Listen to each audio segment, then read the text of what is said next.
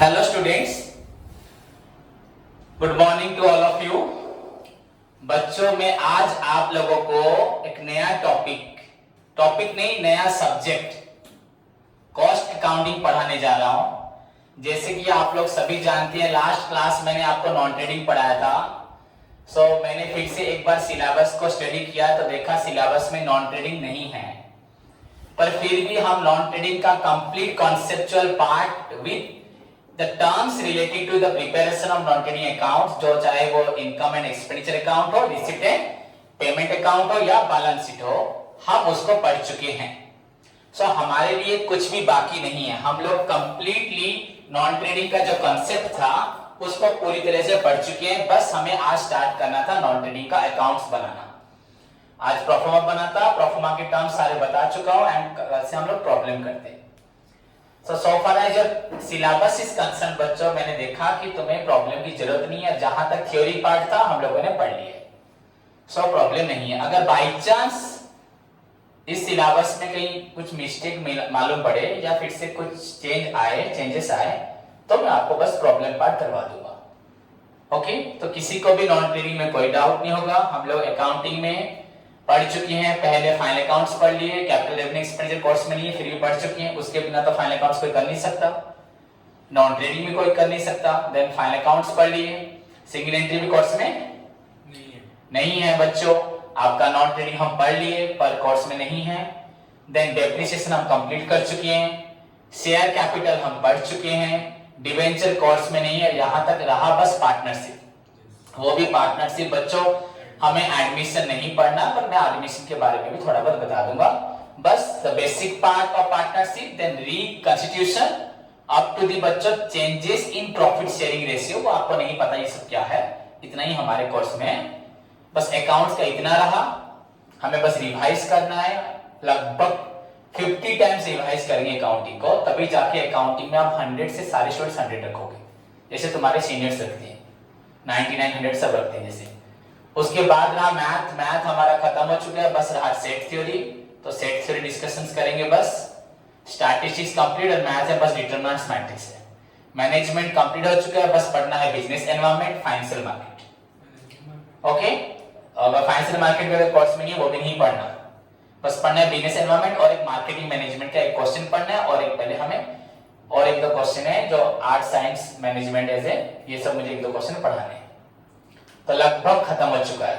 And जहां तक बच्चों रहा कॉस्ट अकाउंटिंग, जो हमने अभी तक स्टार्ट नहीं किया, बट हमें कॉस्ट अकाउंटिंग के बारे में थोड़ा थोड़ा नॉलेज है, जो हमने फर्स्ट सेशन में फर्स्ट ईयर में ब्रांचेस ऑफ अकाउंटिंग पढ़ते वक्त हमने सीखा था। सो लेट्स स्टार्ट बच्चों, नया सब्जेक्ट हम सभी के लिए, दैट इज आवर बच्चों कॉस्ट अकाउंटिंग। ये जो टॉपिक है बच्चों सभी के लिए न्यू है एंड सभी को पूरे ध्यान से सुनना चाहिए।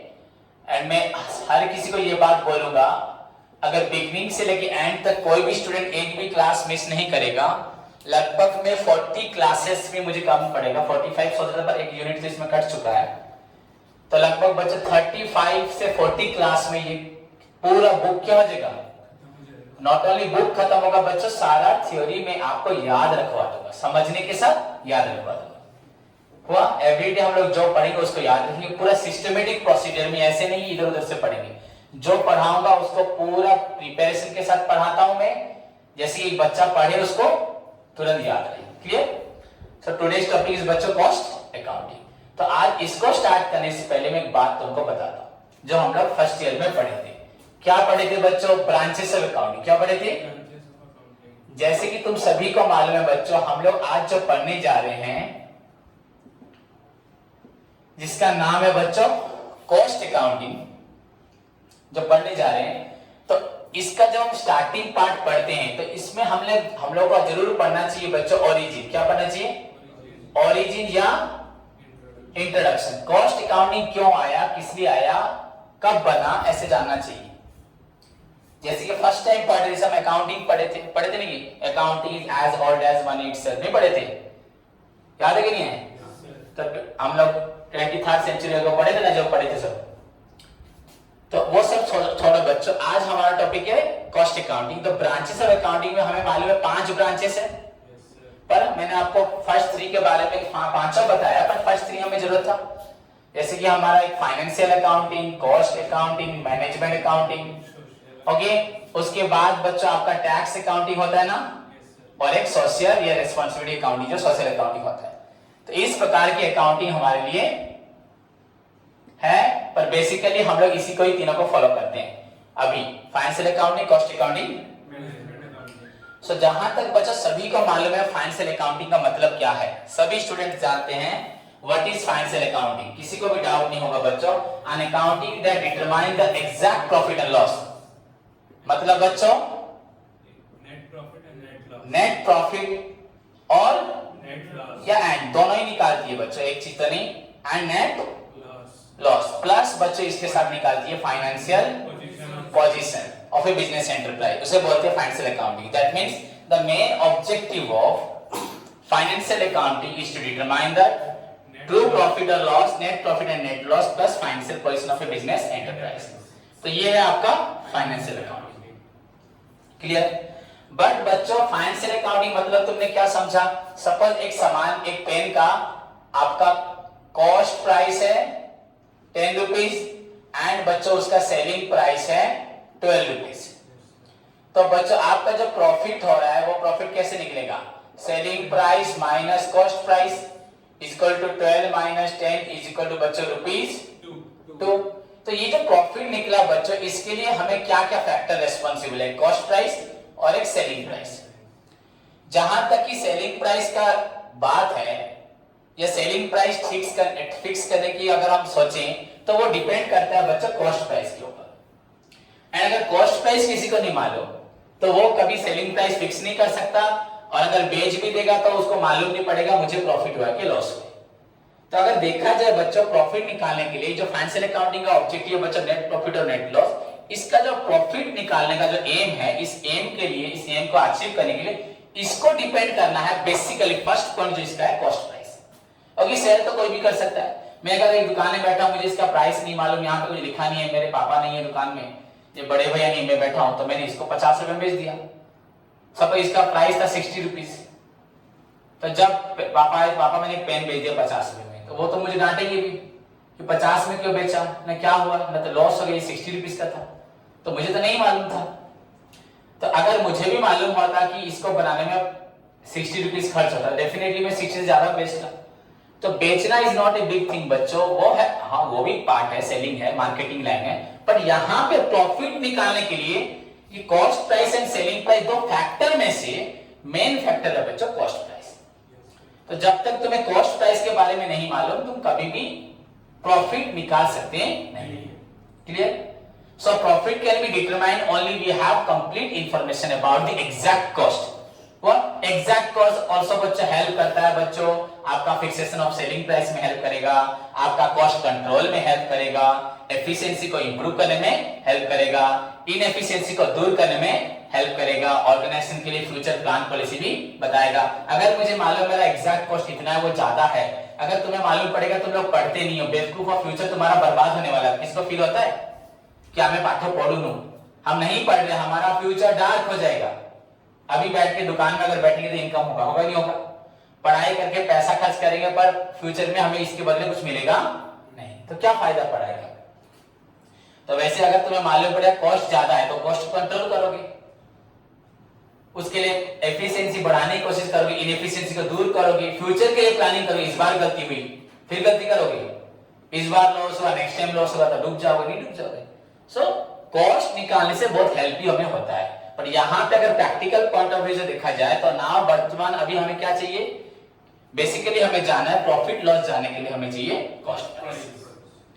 ओके, अगर इसके बारे में अभी अगर मैं बताना चाहूं बच्चों तो यही जो कॉस्ट प्राइस है, समझ में, यही जो कॉस्ट प्राइस है, एग्जैक्ट कॉस्ट मैं आपको बताया था फर्स्ट में, कॉस्ट निकालना से डिफिकल्ट पार्ट, बहुत बड़ा क्रिटिकल पार्ट है। हाँ, एक चीज को प्रोडक्शन करने में, इस एक पेन को बनाने में बच्चों करोड़ों खर्च होता है।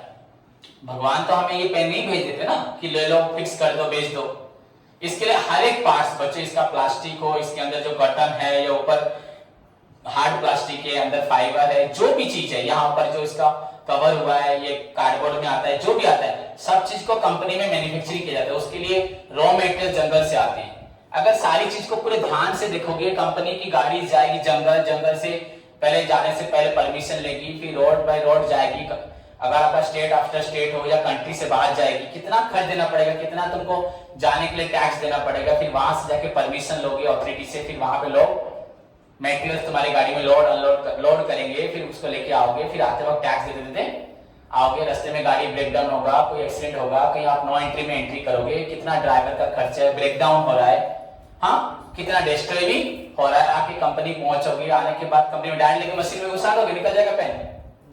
तो number of activities are required to बच्चों to make a single pen. So कभी भी एक पेन 10 रुपए 5 रुपए में बन नहीं सकता। हाँ, एक पेन के लिए भी करोड़ों खर्च होगा, लाखों पेन के लिए भी क्या होगा, करोड़ खर्च होगा। आपको एक पेन बनाने के लिए भी उतना बड़ा आपको एटमॉस्फेयर, प्रोडक्शन फैसिलिटी, मैन्युफैक्चरिंग, आपको एस्टैब्लिशमेंट सिस्टम को पूरा इंस्टॉल करना पड़ेगा, जो कि एक पेन के लिए भी करना पड़ेगा, लाखों पेन के लिए भी करना पड़ेगा। तो इतनी चीज को अगर हम कंसीडर करेंगे, उसके बाद कॉस्ट को निकालेंगे, so it's too difficult to determine the cost. Clear, समझ में आया? तो फाइनेंशियल अकाउंटिंग का जो ऑब्जेक्टिव था बच्चों, to find out the true profit and loss, that depends on बच्चों basically on cost price, and financial accounting showing his inability मतलब वो unable हुआ to determine the exact cost। Financial accounting बच्चों exact cost नहीं निकाल पाया। हाँ, निकाल सकता था, वो दूसरी चीजों पे ध्यान देता था, तो इस पे ध्यान नहीं दिया। एक डॉक्टर क्या सारा काम करेगा, तो वो स्पेशलिस्ट हो पाएगा बच्चों? तो हाँ, एक मेडिसिन स्पेशलिस्ट है जो ओवरऑल कुछ हद तक, बहुत हद तक हेल्प करते हैं, पर वो जब देखते हैं इसको हार्ट प्रॉब्लम है, वो रेकमेंड करते हैं आप हार्ट स्पेशलिस्ट के पास जाओ। हाँ, इनिशियली अगर किसी बीपी होगा तो मेडिसिन दे देंगे, पर अगर वो अंदर की तरफ जा रही है वो प्रॉब्लम, तो डेफिनेटली वो क्या करता है, hello correct,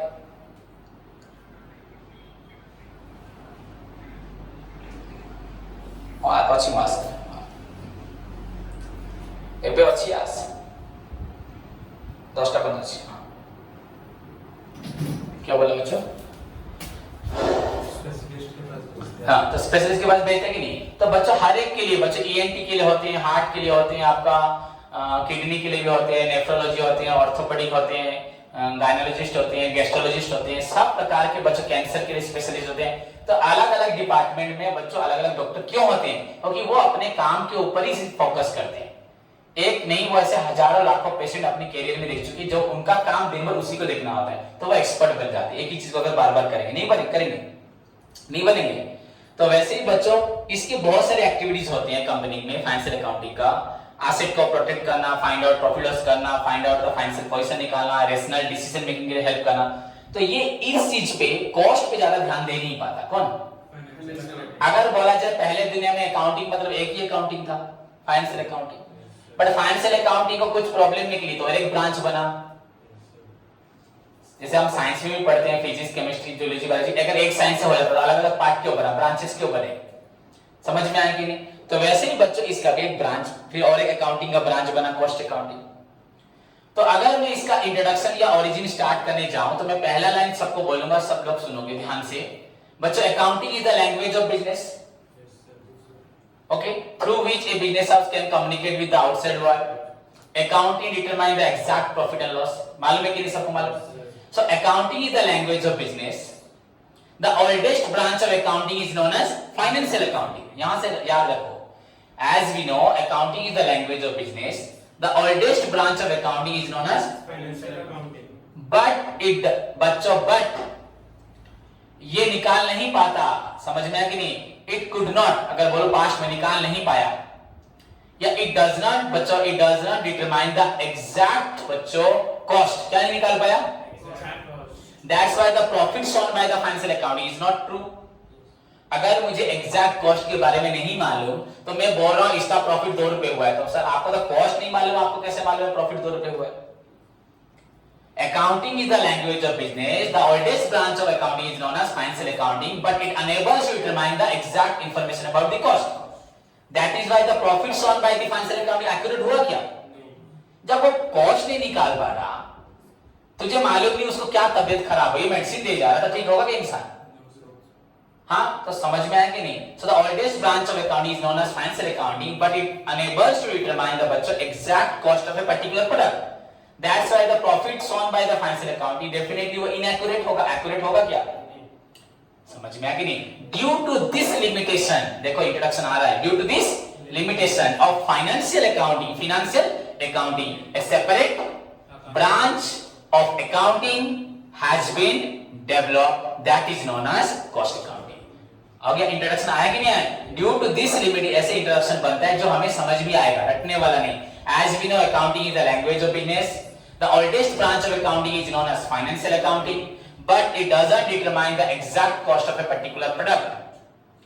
Well, due to this limitation of financial accounting, another branch of a separate branch of accounting has been developed that is known as cost accounting. वो क्या बना?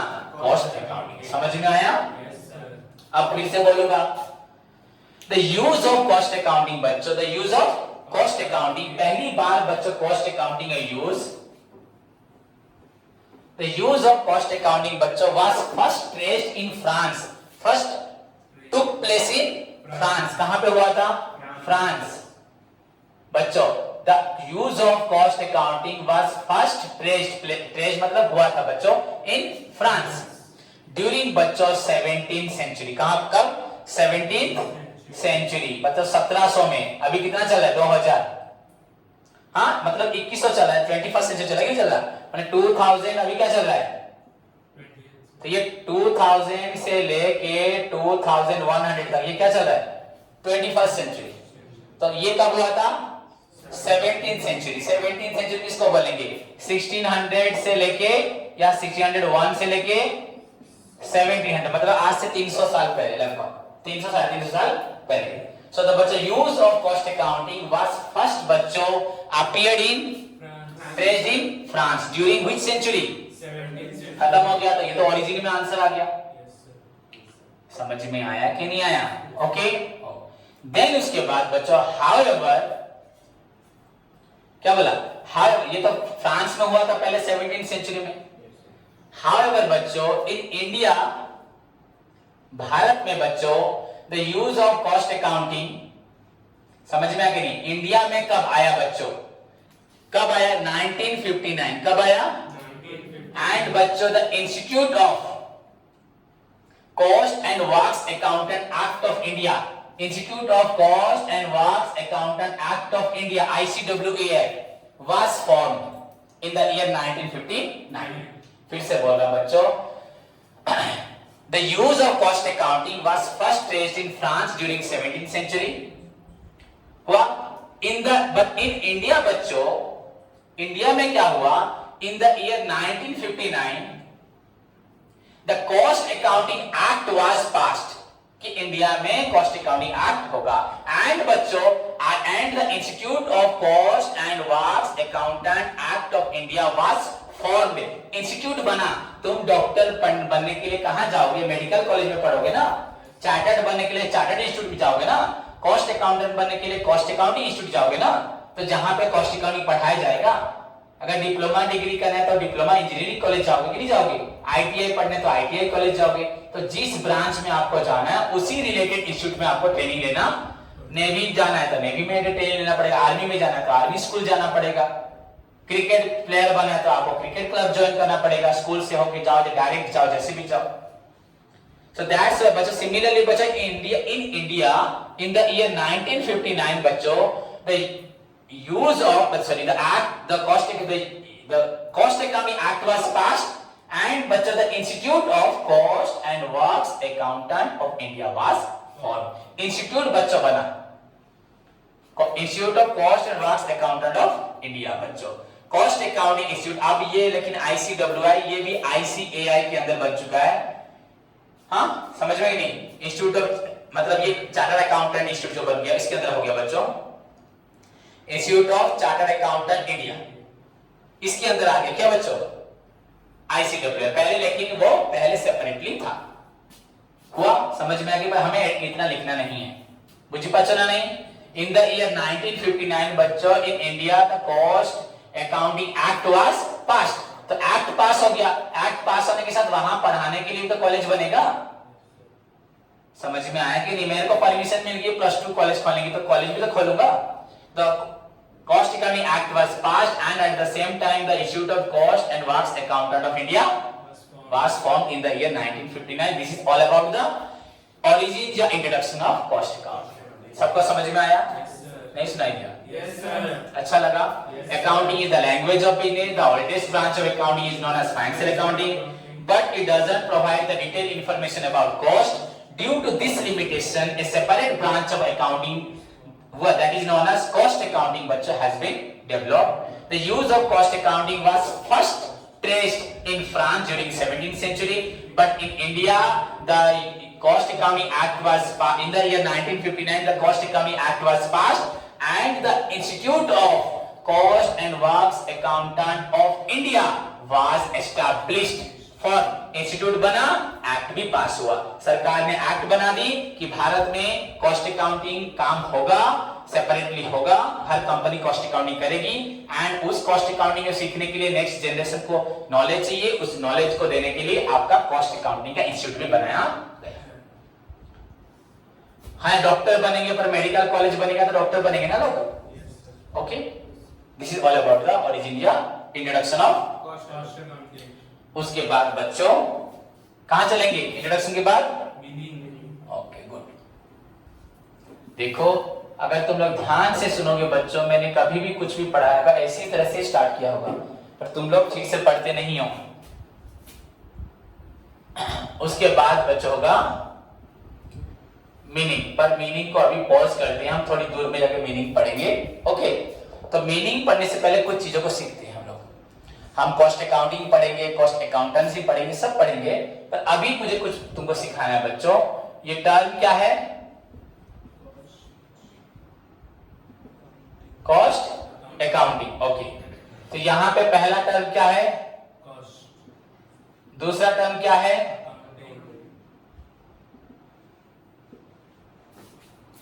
पहला टर्म कॉस्ट, दूसरा टर्म समझेंगे नहीं? तो पहले मैं तुमको बोलता हूं बच्चों, what do you mean by cost. पहले हम जानते हैं what is the meaning of, हमें जानना पड़ेगा। तो कॉस्ट किसे बच्चों बोला जाता है? तो सभी स्टूडेंट ध्यान से देखिए, व्हाट इज कॉस्ट बच्चों, what is the meaning of cost? कोई बता सकता है कॉस्ट का मतलब क्या है? What is cost? सिंपल सा आंसर है, व्हाट इज कॉस्ट?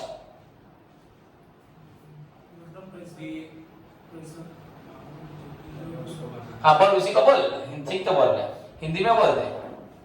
जो अमाउंट लगता है एक चीज को बनाने, जो अमाउंट लगता है बच्चों एक प्रोडक्ट को बनाने के लिए, एक प्रोडक्ट को बनाने के लिए जो खर्च लगता है, तो the amount incurred in a particular product. क्या बोला? The amount incurred to manufacture a product, to produce a product. एक प्रोडक्ट को बनाने के लिए, उत्पादन करने के लिए जो पैसा लगता है उसे बोला जाता है cost. The amount incurred to a particular, तो सिंपल सी बात तो बोल रहे हो तो चुप क्यों? The amount incurred to a particular, बच्चों एक पर्टिकुलर प्रोडक्ट पे जितना पैसा खर्च होता है, हो कि नहीं, बस उसको कॉस्ट बोलते हैं। पैसा खर्च मतलब बच्चों इसके लिए मटेरियल भी खर्च हो रहा है, लेबर भी खर्च हो रहा है। मैं नहीं होगा तो ये बनेगा, बिना लेबर के बनेगा, मैं और वर्कर जो भी हो, तो मटेरियल भी है, लेबर भी, अदर खर्च भी है, तो जो भी हो सबका खर्च नहीं रहेगा। The amount incurred to a particular product is known as cost. The amount which is required to manufacture a product, cost. The amount which is involved to produce a product, manufacture a product, in a product, the amount incurred in a particular product is known as cost. ऐसे लिख देना, the amount which is incurred, हो गया।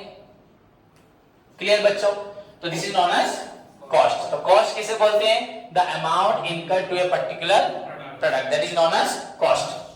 उसके बाद बच्चों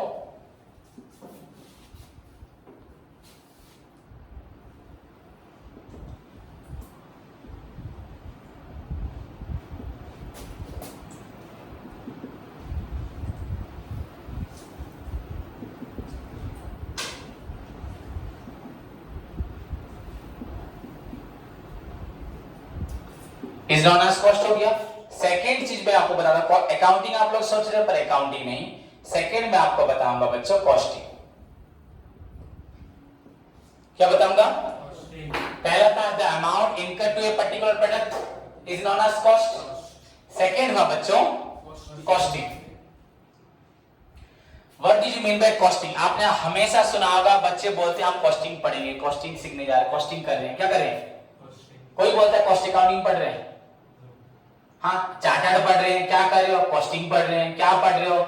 CS पढ़ रहे हैं ना? नहीं ये बोलते नहीं बोलते तो कॉस्टिंग बोलते नहीं, हम कॉस्टिंग पढ़ रहे हैं। क्या पढ़ रहे हैं? तो बच्चों what do you mean by costing? What is cost? The amount incurred in a particular product known as cost. What do you mean by costing? Costing किसे बोलते हैं? What do you mean by costing? बच्चों simple सी बात है, purchase means buying goods. Teach मतलब पढ़ाना, teaching मतलब act of teach is known as. Teaching. हाँ सेल मतलब बेचा, सेलिंग मतलब एक्ट ऑफ सेल गुड्स मतलब selling goods.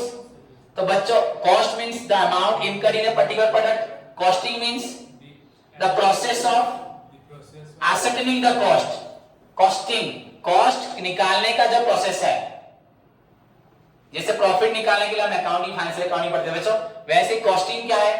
The process, the techniques of ascertaining cost. The technique of ascertaining. Is known as costing. ये सारे question है council के 1 mark question, 1 mark question लगभग हर साल ये नहीं तो कॉस्ट अकाउंटिंग आएगा। हुआ 1 सेंटेंस में लिखना है बच्चों, the technique of ascertaining the Cost. cost of a particular product that is known as Costing. बच्चों the amount incurred in a particular product is known as cost. The process of ascertaining बच्चों cost मतलब इस pen में 10 रुपए लगा है that is cost। मुझे कैसे मालूम पड़ा इसमें 10 लगा है या 12 लगा है या 8 लगा है? कैसे मुझे मालूम पड़ा कि इसमें कितना खर्च? मैंने जितना प्रोसीजर फॉलो किया था, शुरू से लेके खड़ा रहता था देखने में, हर चीज जो भी मैं करता था, जो भी टेक्निक्स थी, मुझे जिससे मालूम पड़ा इसमें कितना खर्च हुआ है, that is known as costing. Clear? समझ में आया कि नहीं? सो व्हाट इज कॉस्ट बच्चों? The amount incurred in a particular product is known as cost and the process या techniques of ascertaining cost is known as. Costing.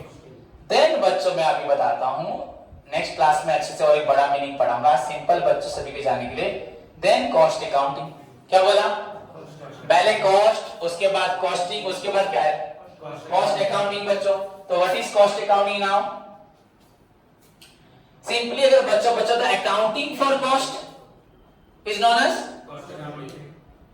अगर कोई heart के लिए काम करेगा तो वो क्या हो जाएगा? जैसे कार्डियोलॉजी बोलते हैं, हाँ जितने हमारे नसों के नेफ्रोलॉजी ना, ऐसे क्या होता है? न्यूरोलॉजी। क्या होता है?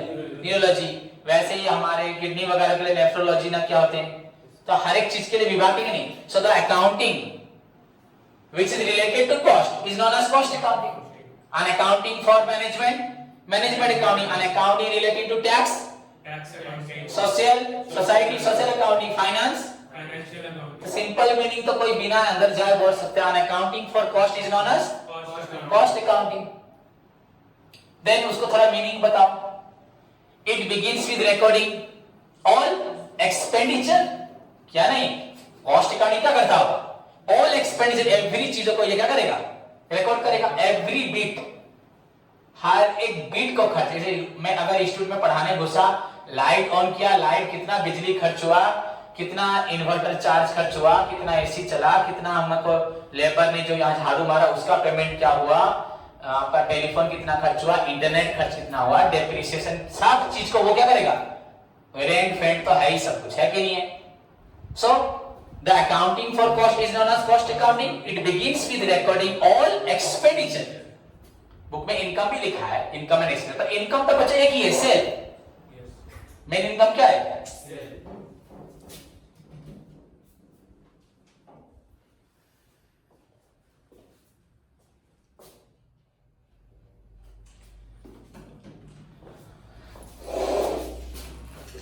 तो बच्चा इनकम क्या है? सेल। तो सबको मालूम है। So accounting for cost is known as cost accounting.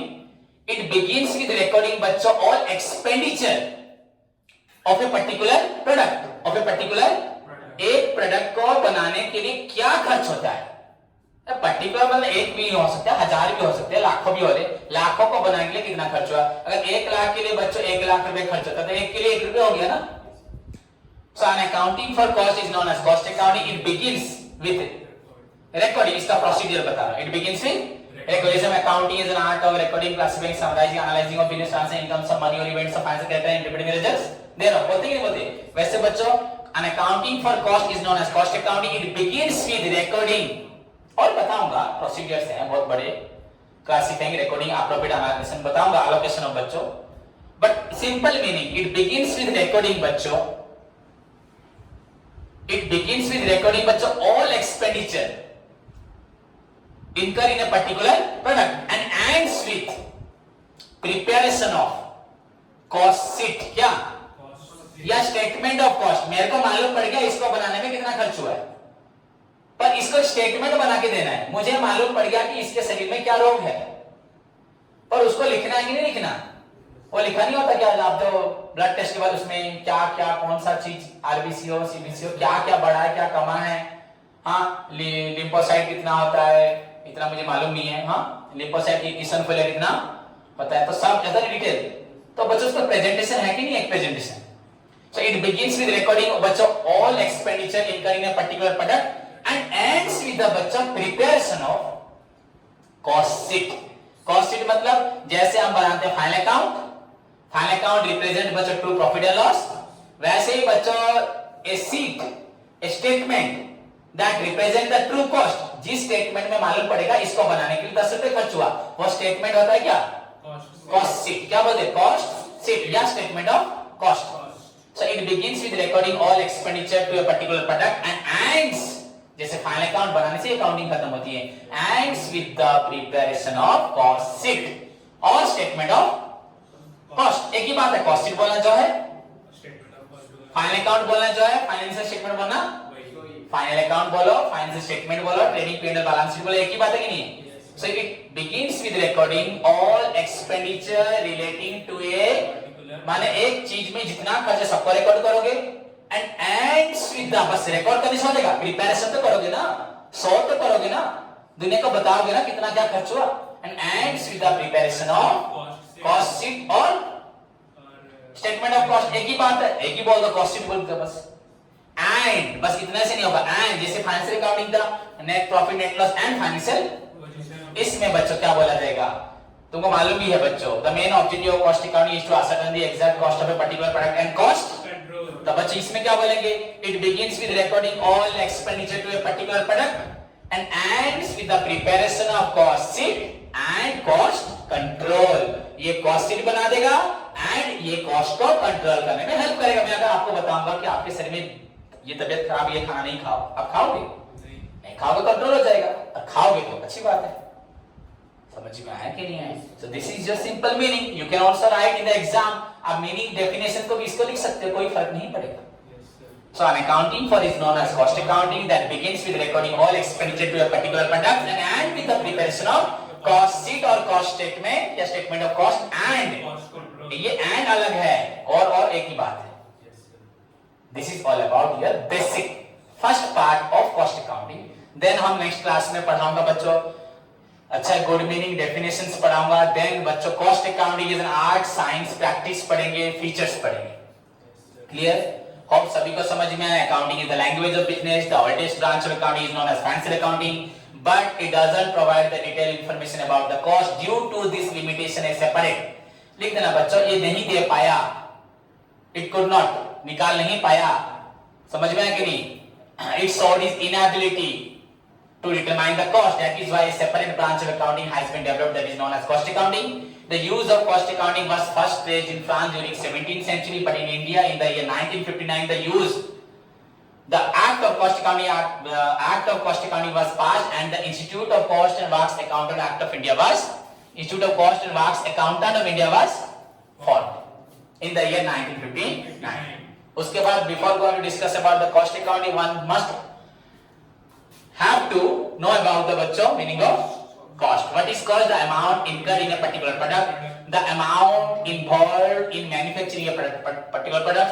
कोई बोला सर अमाउंट मतलब मटेरियल हो सकता है, लेबर हो सकता है, अदर खर्चा हो सकता है। Then costing is the process of ascertaining cost, techniques of ascertaining cost हुआ। Then cost accounting and accounting for cost is known as cost accounting that begins with recording all expenditure to a particular product and ends with the preparation of cost sheet and cost control। Okay बच्चों, hope सभी को समझ में आया। फिर भी नहीं आया तो नेक्स्ट क्लास पढ़ाने से पहले मैं फिर से रिवाइज करूंगा, जब किसी को डाउट होगा तो मुझे फिर से पूछे। ओके, नोट्स के लिए मैंने सबको बता दिया है, कोई पूछ लेना, नोट्स मिल जाएगा सभी को। उसके साथ आज का होमवर्क बच्चों, सभी स्टूडेंट्स लास्ट क्लास में फाइनल अकाउंट कहां तक दिया था? 1 से 7 तक दिया था, 1 2 3 4 5 6 7। तो आज फाइनल अकाउंट बच्चों प्रैक्टिस करो 8। डेप्रिसिएशन बच्चों दिया था क्या? तो स्टार्ट करो, और कम ही टॉपिक है हमारे पास। डेप्रिसिएशन स्टार्ट करो बच्चों, क्वेश्चन नंबर 1 2 3। ओके, 1 2 3। उसके बाद मैनेजमेंट स्टार्ट करो। बोला था पढ़ने को लास्ट क्लास में administration and management difference and importance बोला था। आज बच्चों प्रिंसिपल ऑफ मैनेजमेंट पढ़ो। क्या what do you mean by principle of management, उसके फीचर्स। क्लियर बच्चों? धन्यवाद।